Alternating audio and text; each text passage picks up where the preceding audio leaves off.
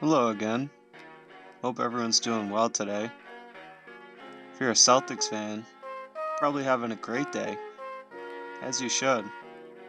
Things change quickly in this league, and it's good to appreciate greatness when you see it. That's exactly what the Celtics have displayed. Greatness. I don't feel like putting it lightly today. This is an all-time great offensive attack, and it's not losing steam anytime soon.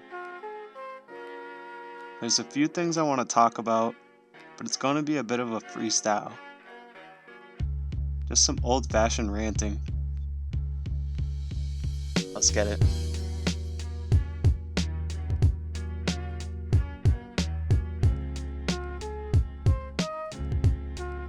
First thing I want to talk about is the Celtics' offensive process. Coach Mazzulla gets credit for the playbook and his ability to keep the team organized, but the players are executing effortlessly and taking it upon themselves to build a flow. Whether it's outright calling a set or recognizing a weakness in the defense. Let's talk through a few examples. On this play, it starts with Marcus Smart posting up, and Derek White and Grant Williams running to set a stagger screen for Tatum. Tatum comes off the screen, but you can see Smart motion him to cut in. He obliges and sets a screen for Derek White popping out for three.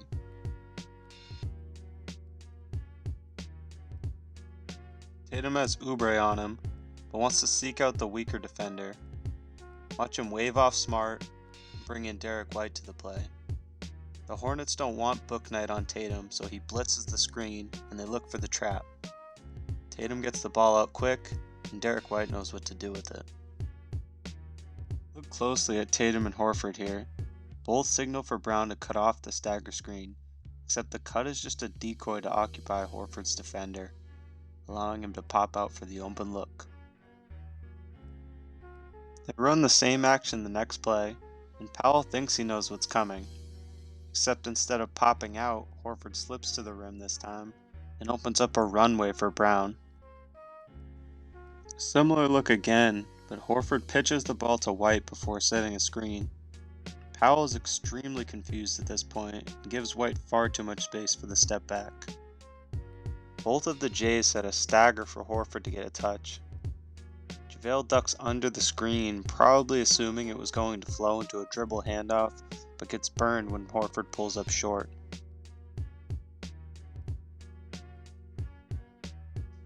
Smart directing traffic again. Calls for Blake and Grant to free up Derek White. White gets downhill off the screens and he hits PJ Washington with a nasty spin move. It's such a deadly combination of strong coaching and maturity from the players that they're at a level of comfort in this system and with each other that they can dictate how a possession plays out. On a similar note, that's why I appreciate Mazzulla's stubbornness to call timeouts. He wants his team to play through bad moments and learn how to handle it themselves. It's silly to complain about something like that in the regular season when its purpose is to build toward a self-sufficient offense that's ready for the ups and downs of playoff basketball. It's the Phil Jackson philosophy, and there's a clear track record of success there. Anyway, that was a bit of a sidebar, but the bottom line is this team can attack you in so many different ways. As a defense, you have to ask yourself what it is that you're comfortable giving up. That leads me to my next thought for today's video, the idea of three-point regression. The Celtics lead the league in both three-point makes and three-point percentage. Top to bottom, they've had some of the best individual shooting performances you could imagine. 5 major rotation players shooting above 45% from 3 on good volume. That's absurd, and honestly, I understand the belief from other fan bases that regression's coming, and while I can accept that, I don't believe it'll be nearly as drastic as they're expecting and or hoping for. Shot quality is the biggest reason for my faith. If the Celtics were just out here torching teams strictly on off-the-dribble jumpers from historically streaky shooters, I might be worried. That's just not the reality though.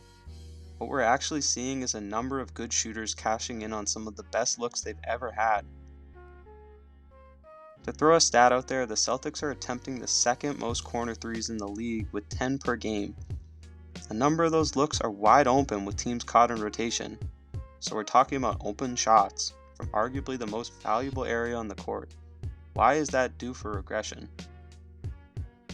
They've made 177 of 404 wide open threes this season. That's 44% on shots with the closest defender at least 6 feet away. So yes, maybe the numbers drop a little bit, but I'm not entirely convinced when they have an extremely favorable shot profile.